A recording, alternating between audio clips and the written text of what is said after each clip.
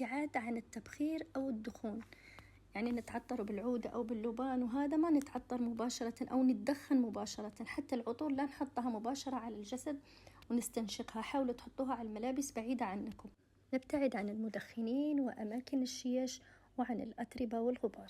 نصيحة ثالثة: نسوي الرياضة في المناطق التي فيها تهوية نظيفة، ونأخذ قسطا من الراحة. لنتخلص من هذا السعال نتبع نظاما غذائيا كي نتعافى، وهو إضافة الزعتر البري المطحون على الأغذية الدافئة مثل الشوربة، وإضافة ملعقة واحدة صباحا طحينة على الريق. ويفضل إذا ما لقيتوا هذا الطحينة يفضل هذا الطحينة الإيرانية الموجودة عند العطارين، جدا قوية ورائعة. من أول يوم وأول استعمال راح توقف الكحة أو السعال عندكم نهائي.